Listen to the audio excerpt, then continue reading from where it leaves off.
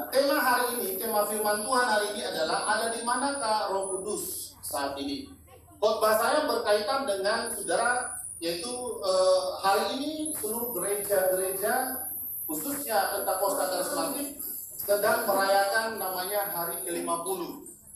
Setelah Yesus bangkit dari kematiannya, lalu 40 hari lamanya dia menjumpai para murid, kemudian dia naik ke surga. Lalu saudara kasih Tuhan, ada hari ke-10 namanya hari pertama, kedua, ketiga, murid-murid berdoa di loteng di Yerusalem, saudara. Lalu pada persis hari yang ke-10 dan tepatnya hari yang ke-50, saudara kasih Tuhan, Roh Kudus dicurahkan bagi murid-murid sesuai dengan janji Tuhan. Nah, hari ini saudara, dalam rangka itu ada hal yang menarik yang saya mau saudara kasih Tuhan kita pelajari hari ini. Maka itu sebabnya saya beri tema, ada di manakah Roh Kudus saat ini. Kisah Para Rasul pertama, ayat yang keempat kita baca, 3, 2, ya. Pada suatu hari ketika ia makan bersama-sama dengan mereka, ia melarang mereka meninggalkan Yerusalem dan menyuruh mereka tinggal di situ, menantikan janji Bapa yang demikian katanya telah kamu dengar daripadaku. Terus, sebab Yohanes membaptis dengan air, tetapi tidak lama lagi kamu akan dibaptis dengan Roh Kudus. Ayatnya yang berikutnya, ayo. Ayat yang berikutnya, ayo. Cepat. Tolong si Angel aja, Angel. Cepat, biar cepat.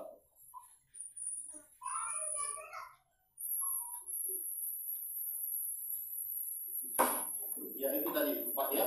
Sebab Yohanes membaptis dengan air, tetapi tidak lama lagi kamu akan dibaptis dengan Roh Kudus. Kalau dimatikan apanya? Di black, ya. Nah, saudara, kisah Para Rasul ini adalah janji Yesus mengenai Roh Kudus yang akan datang sebagai penolong bagi para murid dan tentunya bagi kita orang percaya. Nah, satu hal kebenaran yang perlu kita tahu, saudara, adalah Roh Kudus seperti yang dijanjikan sebelumnya juga di Kisah Para Rasul pertama ayat 4 dan 5 itu, saudara kasih Tuhan, telah datang, saudara kasih Tuhan, ya, kepada murid-murid di pada 2000 tahun yang lalu. Dan itu bisa kita lihat pada Kisah Para Rasul pasalnya yang kedua, ayatnya yang pertama dan ayatnya yang keempat saya bacakan. Ini saudara, Kisah Para Rasul yang kedua ayat pertama dan 4 ini digenapi apa yang telah dijanjikan oleh Yesus. Ketika tiba hari Pentakosta, semua orang percaya berkumpul di satu tempat. Tiba-tiba turunlah dari langit suatu bunyi seperti tiupan angin keras yang memenuhi seluruh rumah di mana mereka duduk, dan tampaklah kepada mereka lidah-lidah seperti nyala api yang bertebaran hingga pada mereka masing-masing. Maka penuhlah mereka dengan Roh Kudus, lalu mereka mulai berkata-kata dalam bahasa-bahasa lain seperti yang diberikan oleh Roh itu kepada mereka untuk mengatakannya. Saudara kasih dalam nama Yesus, apa yang telah dijanjikan oleh Tuhan Yesus kepada murid-muridnya telah digenapi pada Kisah Para Rasul pasal yang kedua ayat pertama dan yang keempat. Nah, yang menarik kita bahas saat ini adalah umat Kristen terjebak kepada dua hal, saudara kasih Tuhan, saat ini. Nah, ini yang menarik sekali untuk kita bahas. Yang pertama, terjebak dalam apa? Terjebak keberadaan Roh Kudus dalam dunia, dalam kehidupan orang percaya, seolah-olah Roh Kudus itu bersifat temporer, saudara kasih Tuhan. Saudara tahu temporer adalah sewaktu-waktu, amin saudara, tidak kekal, tidak permanen, kira-kira seperti itu. Nah, ada paham yang saudara kasih Tuhan yang orang percaya terjebak di situ, ya. Paham ini banyak dianut oleh kalangan Pentakosta Karismatik, ya. Itu sebabnya ada kalangan Pentakosta Karismatik yang mengatakan pencurahan Roh Kudus yang pertama ada di Yerusalem dan pencurahan Roh Kudus kedua ada di Azusa Street pada tahun 1906 pada tanggal 9 April, ya. Jadi saudara kasih Tuhan ini paham ya, ini ada di dalam kalangan kita. Gereja kita adalah kalangan Pentakosta Karismatik. Tetapi saya harus membukakan sesuatu hal yang menurut saya perlu harus di saudara kasih Tuhan, sesuatu yang dibaharui, diperbaiki, kira-kira seperti itu. Dalam kalangan gereja Pentakosta karismatik terjebak dalam pandangan seolah-olah Roh Kudus itu temporer, tidak permanen, saudara kasih Tuhan, ya. Maka saudara ada sekarang ini digalakkan, dan di Indonesia motornya adalah pendeta Niko, saudara. Dan saya harus mengatakan di dalam City Blessing juga ada bagian pendeta yang juga menganut hal yang sama, saudara kasih Tuhan, ya. Tapi saya mau mengatakan ini pandangan yang menurut saya tidak benar, saudara kasih Tuhan. Seolah-olah Roh Kudus itu temporer. Maka saudara kasih Tuhan, mereka saudara mengatakan bahwa pencurahan Roh Kudus yang pertama itu adalah 2020 tahun yang lalu di Jerusalem, di Lotte itu, saudara kasih Tuhan. Kemudian yang kedua di Azusa Street, yaitu di Amerika, pada tanggal 9 April 1906. Di situ terjadi juga ketuanan Roh Kudus. Lalu yang ketiga ini menurut para yang dianggap sebagai nabi yang punya karunia nubuatan seperti Cindy Jacob, saudara kasih Tuhan, kemudian Chupis, ya. Dan itu sudah Anda bisa lihat di media YouTube dan televisi bagaimana pendeta Niko menyatakan habis pandemik 19 ini, saudara kasih Tuhan, maka akan terjadi pencurahan Roh Kudus besar-besaran untuk Indonesia. Nah, saudara, ini disebut dengan Pentakosta yang ketiga. Jadi Anda perhatikan, tidak ada Pentakosta yang pertama, ada Pentakosta yang kedua, ada Pentakosta yang ketiga. Jadi seolah-olah, saudara kasih Tuhan, ketika Roh Kudus dicurahkan pada pencurahan Roh Kudus pertama di Yerusalem, lalu Roh Kudus bergerak dengan segala karunia-Nya kepada murid-murid, pergi ke surga, kira-kira seperti itu. Nah, kemudian saudara kasih Tuhan, dia tercurah kembali pada 9 April 1906 di Street Azusa di Amerika. Lalu saudara dicurahkan, ada ribuan orang mengalami pencurahan Roh Kudus, lalu dia bekerja, berkarya, saudara. Lalu ada masanya, setelah itu berhenti, dia naik kembali ke surga. Lalu dinubuatkan kembali, saudara kasih Tuhan, nanti habis pandemik 19 ini berakhir mereda, saudara kasih Tuhan, di Indonesia, maka Indonesia akan mengalami pencurahan Roh Kudus yang ketiga, katanya. Yaitu ini dinubuatkan oleh Cindy Jacob, saudara, dan Chupis, seorang yang diakui, dianggap saudara sebagai orang yang punya karunia bernubuat. Nah, saudara kasih Tuhan, dan di Indonesia pendeta Niko Raharjo sebagai motornya, saudara kasih Tuhan, yang mengatakan, dan dia juga mendapatkan hal yang sama. Tapi saya mau mengatakan, seolah-olah ketika kita mempercayai bahwa ada ketuanan Roh Kudus pertama, ketuanan Roh Kudus kedua, ketuanan Roh Kudus yang ketiga, seolah-olah bahwa Roh Kudus itu temporer. Amin, saudara kasih Tuhan. Padahal, saudara, bahwa Roh Kudus itu, saudara kasih Tuhan, dia tidak bersifat temporer. Ketika Yesus naik ke surga, saudara kasih Tuhan, adalah lebih baik aku naik kembali kepada Bapa supaya Roh Kudus diberikan kepada engkau, dan itu sifatnya sampai selama-lamanya, saudara kasih Tuhan. Nah, ini yang terjadi, saudara kasih Tuhan. Kemudian, saudara, yang ada lagi, saya tidak menyalahkan. Kemarin ada orang bertanya kepada saya, Pak Pendeta, apakah Bapak Pendeta mengadakan ibadah 10 hari, 10 malam? Ada yang bertanya kepada saya. Saya mau mengatakan, di gerejamu lakukan Pak Pendeta. Oke, gerejamu melakukannya, itu baik. Tapi saya mau bertanya, untuk apa gerejamu lakukan? Menanti ketuanan Roh Kudus. Apakah itu sesuatu yang sudah biasa kalian lakukan dari tahun ke tahun? Iya, Pak Pendeta. Loh, kalau begitu, saudara kasih Tuhan, kalau sudah 10 tahun gerejamu melakukan seperti itu, lalu berarti Roh Kudus itu dia naik turun ke bumi. Amin. Selama, kan seolah-olah dalam perspektif kita mau memahami Roh Kudus itu kan seperti itu. Nangkap yang saya maksud, ya?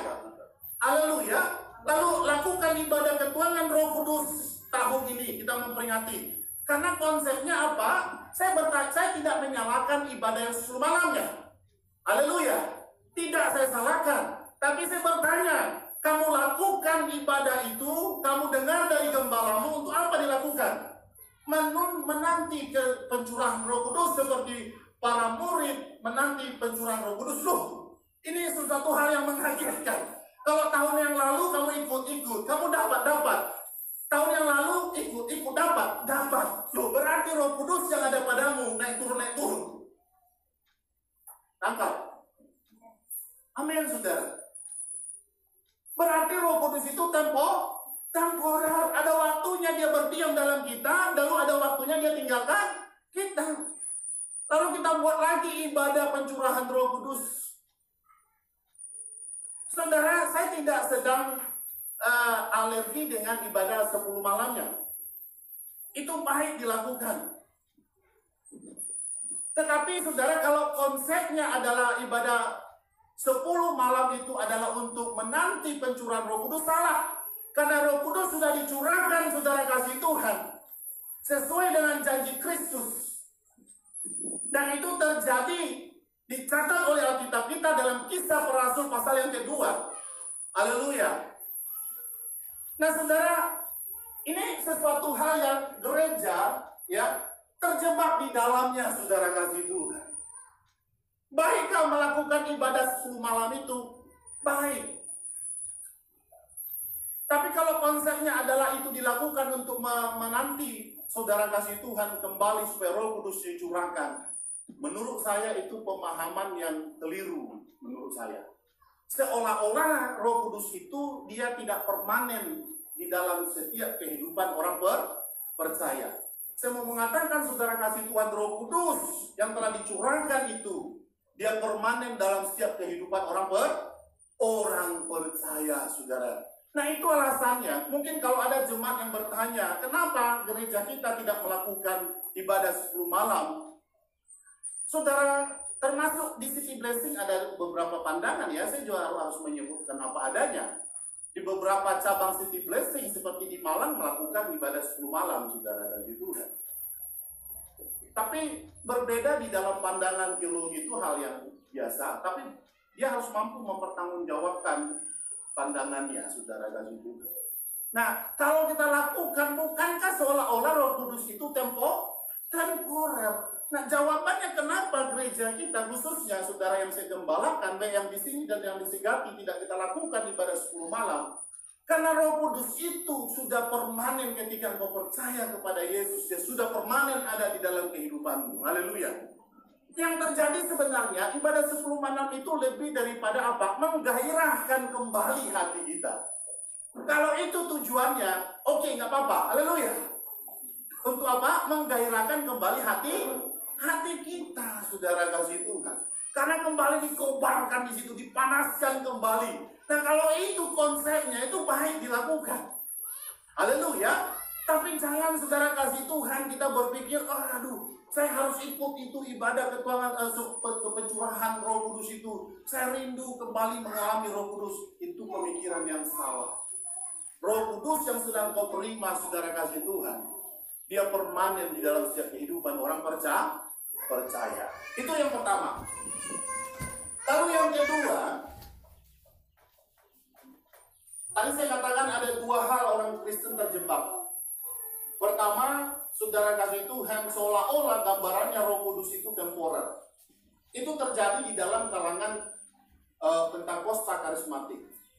Lalu yang kedua, Roh Kudus saat ini tidak ada di surga karena Roh Kudus sedang berada di dunia. Nah, ini ada lagi pandangan yang demikian. Pandangan ini dianut oleh gereja ajaran yang kuat di dalam doktrin Tritunggal. Ya. Tritunggal itu apa? Allah yang Esa yang mempunyai 3 pribadi. Saudara, doktrin ini saudara kasih Tuhan, kalau Anda tanya secara Roh Kudus ada di mana, maka mereka akan mengatakan Roh Kudus ada di bumi. Berarti di surga itu ada tinggal berapa pribadi? Maka mereka akan mengatakan 2 pribadi. Sama ketika Yesus saudara kasih Tuhan ada di bumi, maka saudara kasih Tuhan di surga ada berapa pribadi? 2 pribadi. Ada 2 pribadi. Kenapa? Karena Yesus adalah pribadi yang firman itu. Roh Kudus itu di surga. Jadi waktu zaman Yesus di dunia, saudara, di surga itu ada dua pribadi Allah. Nah, ketika bergantian Yesus naik ke surga, kemudian Roh Kudus yang turun, saudara kasih Tuhan, di surga tetap dua pribadi tapi udah berganti. Kira-kira demikian. Nangkap amin, saudara. Nah, saudara kasih Tuhan, ini yang terjebak, saudara kasih Tuhan, dalam kalangan Kristen, saudara kasih Tuhan. Nah, kalau sekarang ditanya, saudara kasih Tuhan, ada di mana Roh Kudus saat ini? Apakah di surga ada Roh Kudus? Maka kalangan gereja yang mengajarkan Tritunggal adalah Allah yang Esa dalam tiga pribadi itu, saudara, akan mengatakan Roh Kudus sedang ada di dunia. Di surga dia sedang tidak ada. Siapakah yang di surga? Yaitu Yesus, kemudian Bapa. Kira-kira seperti itu, saudara kasih Tuhan. Nah, saudara, ini sesuatu yang saudara kasih Tuhan yang memang begitu, saudara. Nah, menurut ajaran ini, di surga saat ini tinggal dua pribadi Allah. Sama saat Yesus juga saat di dunia, yang di surga juga tinggal dua pribadi, saudara kasih. Nah, bagaimana sebenarnya? Kemudian ada di mana Roh Kudus saat ini? Ini tema khotbah saya hari ini. Ada di mana Roh Kudus saat ini, saudara kasih Tuhan? Saudara semua mengatakan Roh Kudus saat ini keberadaannya, saudara, adalah omnipresent. Omnipresent itu apa? Omnipresent artinya tidak dapat dibatasi ruang dan waktu. Roh Kudus dapat hadir di mana saja dan di tempat yang berbeda dalam waktu yang bersamaan. Artinya, Roh Kudus dalam waktu bersamaan sekarang ada di dunia, dalam waktu yang bersamaan dia ada di surga, saudara kasih Tuhan. Nah, kalau ada orang bertanya, saudara, berarti Roh Kudus, adakah Roh Kudus di saat ini di surga? Jawabannya ada. Adakah Roh Kudus saat ini di dunia? Jawabannya ada, karena Roh Kudus itu, saudara kasih Tuhan, dia bersifat omnipresent, tidak dibatasi ruang dan waktu. Dia dapat dalam ruang yang berbeda, dalam waktu yang, saudara kasih Tuhan, waktu yang sama. Itulah Roh Kudus. Sebab saudara kasih Tuhan, ya, Roh Kudus itu ya Bapa itu sendiri. Roh Kudus itu ya Yesus itu sendiri, saudara kasih Tuhan. Nah, ini yang seringkali terjebak, saudara, di dalam kalangan gereja, saudara kasih. Kalau kita bertanya, kalangan gereja yang mengajarkan Allah Tritunggal itu, Allah yang Esa itu dalam tiga pribadi, maka ketika kita tanya di mana Roh Kudus, maka bagi mereka akan menjawab Roh Kudus ada di dunia. Apakah Roh Kudus tidak ada di surga? Maka jawaban mereka, Roh Kudus tidak ada di surga. Padahal mereka lupa, saudara. Roh Kudus itu adalah Yesus itu sendiri. Roh Kudus adalah Bapa itu sendiri.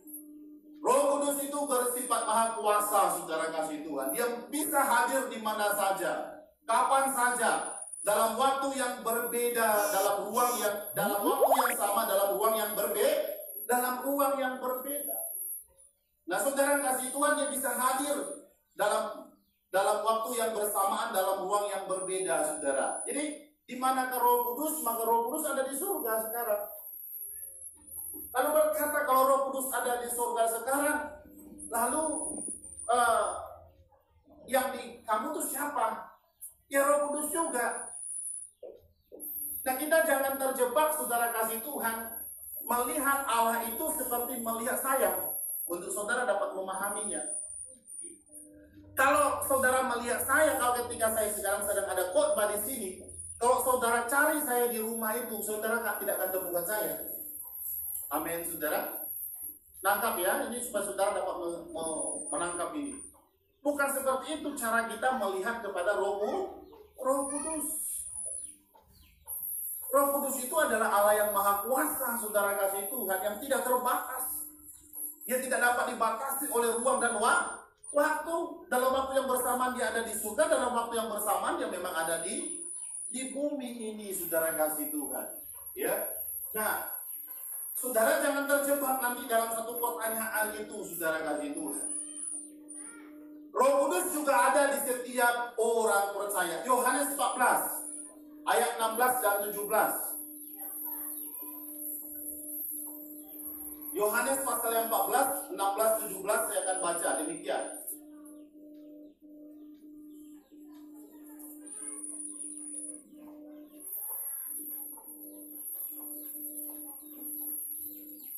Ayat 17 kita mulai baca ya, dari 17 tadi kita baca.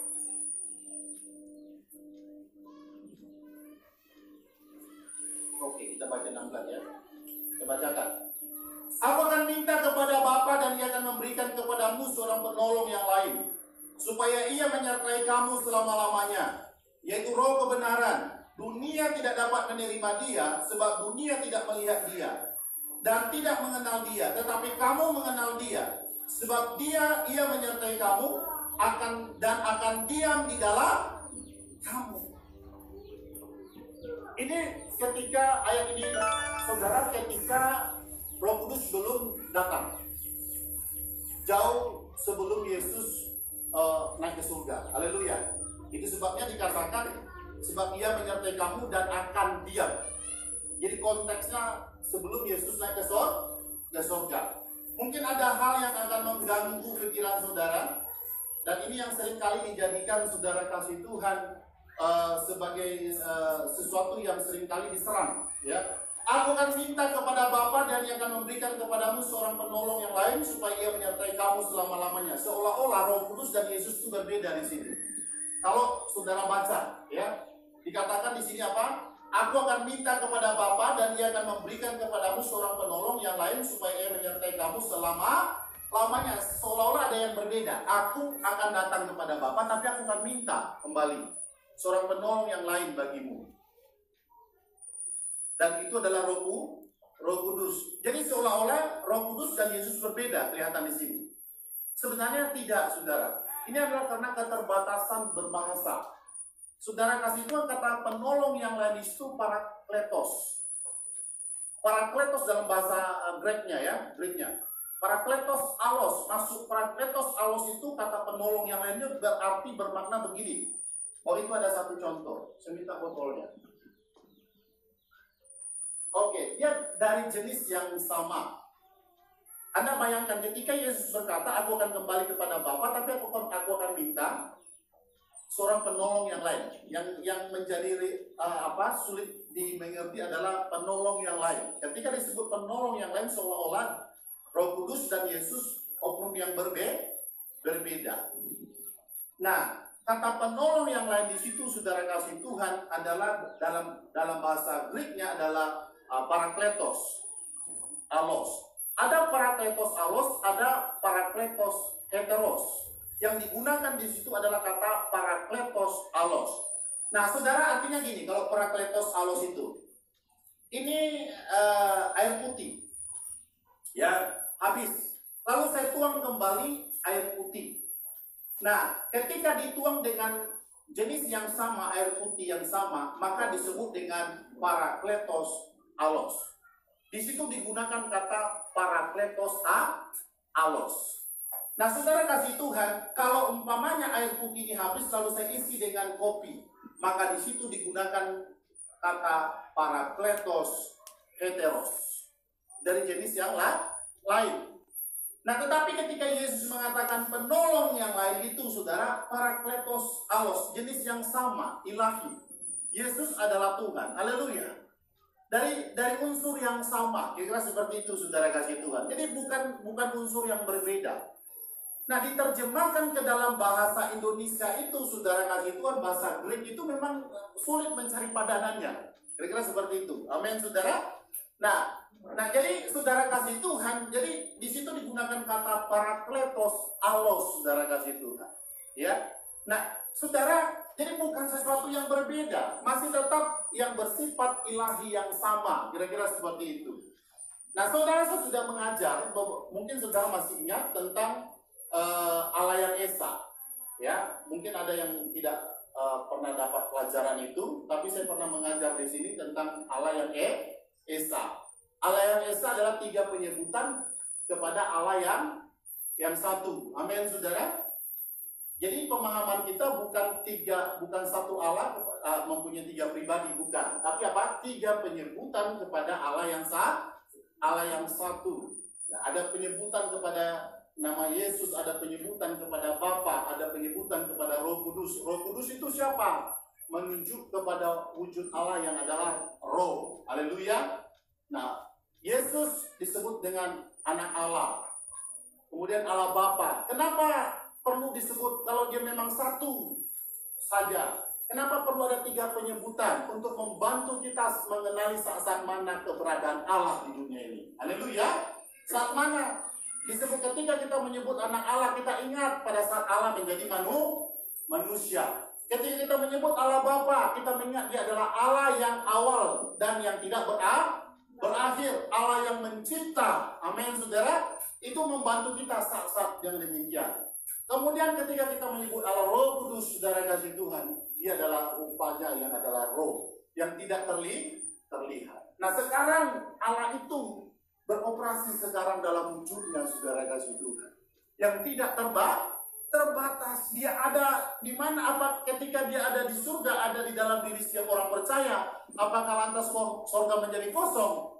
Tidak. Kalau surga menjadi kosong, berarti dia bukan Allah yang maha kuasa. Allah itu bersifat omnipresent, maha kuasa, tidak terbatas, tidak dapat dibatasi oleh ruang dan waktu. Dia ada di dalam ruang yang berbeda dan dalam waktu yang sama. Allah Roh Kudus yang ada di surga, Allah Roh Kudus itu ada di dalam saya. Allah Roh Kudus itu ada dalam setiap saudara dan saya. Haleluya. Karena memang dia adalah Allah yang maha kuasa. Dia tidak terjebak dalam ruang dan waktu, saudara kasih Tuhan. Dia tetap bisa berada di mana saja, saudara kasih Tuhan. Tapi jangan katakan bahwa Allah itu ada di mana-mana. Ini hal yang berbeda. Kalau jawabannya Allah ada di mana-mana, berarti Allah ada di WC dong. Jorok kali Allah itu. Amin, saudara. Tidak begitu juga cara menjawabnya. Allah itu ada di mana? Dia adalah Allah yang omnipresent, yang tidak terbatas oleh ruang dan waktu. Ketika dia ada dalam hidupmu, dia ada dalam hidupmu, dia ada dalam hidup saudara dan saya, dia juga tetap ada di surga. Amin, saudara. Anda jangan membayangkan Allah itu seperti keberadaan saya, seperti yang saya katakan itu. Ini kan ada pertanyaan-pertanyaan yang saudara kasih Tuhan, pertanyaan-pertanyaan yang bodoh. Saya seringkali dalam apologetika sering ditanya, saudara kasih Tuhan. Berarti ketika Roh Kudus ada di dunia, lalu Allah kalian itu di surga tinggal dua dong. Konsep Allah Tritunggal akan menjawab iya. Itu betul. Akan menjawab ada dua pribadi. Karena pribadi yang satu lagi sedang ada di dunia. Amin, saudara. Tangkap ya. Itu betul. Gereja-gereja yang mengajarkan Tritunggal, tiga pribadi dalam Allah yang satu, jawabannya seperti itu, saudara. Maka dia akan menjadi olok-olokan, saudara kasih Tuhan. Ya. Nah, saudara, itu dia saudara kasih Tuhan. Ya. Jadi Allah itu tidak terbatas, tidak dapat dibatasi oleh ruang dan waktu, saudara. Kita lihat, Roh Kudus juga ada dalam setiap orang percaya. 1 Korintus 6 ayat 19. 1 Korintus 6 ayat 19. Atau tidak tahukah kamu bahwa tubuhmu adalah bait Roh Kudus yang diam di dalam kamu, Roh Kudus yang kamu peroleh dari Allah, dan bahwa kamu bukan milik kamu sendiri. Roh Kudus juga ada di dalam kehidupan saudara dan saya. Dia ada, saudara kasih Tuhan, di mana saja. Dia tidak dibatasi oleh ruang dan waktu, saudara. Nah, jadi saudara kasih Tuhan, ini seringkali di dalam gereja terjadi, saudara kasih Tuhan, terjebak di dalam dua hal itu, saudara. Kemudian apa tanda seseorang telah menerima Roh Kudus? Nah, ini dia. Apa tanda seseorang telah menerima Roh Kudus itu? Saudara, yang pertama, ia mengaku Yesus sebagai Tuhan. 1 Korintus pasalnya yang ke-12 ayat yang ketiga, kita baca bersama-sama. 1 Korintus 12 ayat yang ketiga. Karena itu aku mau meyakinkan kamu bahwa tidak ada seorang pun yang berkata-kata oleh Roh Allah dapat berkata terkutuklah Yesus, dan tidak ada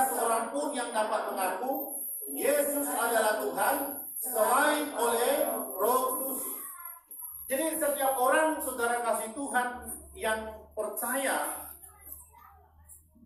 kepada Yesus adalah Tuhan, itu pekerjaan Roh Kudus.